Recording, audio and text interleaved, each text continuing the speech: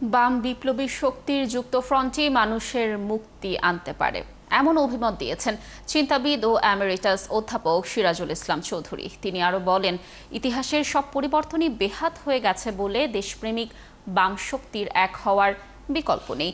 আর বামপন্থী নেতাদের অভিযোগ, স্বৈরাচারী শেখ হাসিনার আদলেই সরকার চালাচ্ছেন ডক্টর ইউনূস। আরও জানাচ্ছেন পার্থ সঞ্জয়। জুলাই গণ অভ্যুত্থান যে প্রত্যাশার জন্ম দিয়েছে তার বিশ্লেষণ ঘিরে আলোচনায় বামপন্থী বিভিন্ন রাজনৈতিক দলের নেতারা বলেন, সরকার পরিবর্তন হয়েছে কিন্তু ব্যবস্থার পরিবর্তন হয়নি। সিল্কোর সিল্ক অ্যান্ড শাইন, যাতে আছে আর্গান অয়েল ও ওট প্রোটিনের গুডনেস, যা আপনার চুলকে রাখে হেলদি অ্যান্ড শাইনিং। বাংলাদেশের জনগণ এখন হাড়ে হাড়ে আরো বুঝতেছে যে আসলে যদি পুরো ব্যবস্থার বদলটা না করতে পারি তাহলে মুক্তি নাই।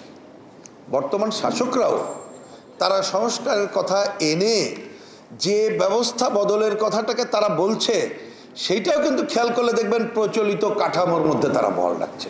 বক্তারা আরও বলেন, ফেসিবাদী আওয়ামী সরকার যে কায়দায় দেশ চালিয়েছে, ইউনূস সরকারও একই পদ্ধতি অনুসরণ করছে।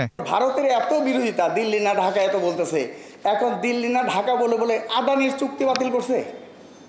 চুক্তি তো বাতিল করে নাই।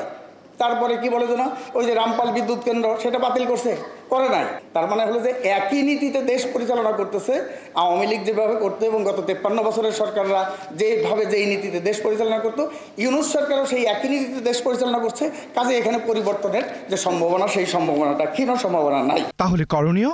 অধ্যাপক সিরাজুল ইসলাম চৌধুরী বলছেন, মুক্তি আসবে তখনই যখন সামাজিক বিপ্লব ও সামাজিক মালিকানা প্রতিষ্ঠিত হবে।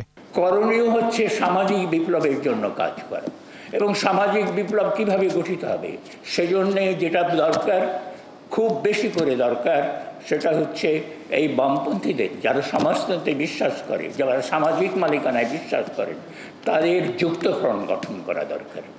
এই যুক্ত ফ্রন্ট 54 যুক্ত ফ্রন্ট হবে না, ওই হজবরলও যুক্ত ফ্রন্ট হবে না, ওই নিজামে ইসলামকে নিয়ে যুক্ত ফ্রন্ট হবে না।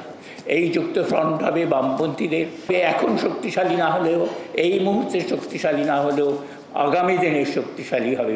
তিনি বলেন, বারবার সুযোগ এসেছিল কিন্তু পারা যায়নি, এবারও হয়নি। তাই এখনই উপযুক্ত সময় এই ঐক্য গড়ে তোলার।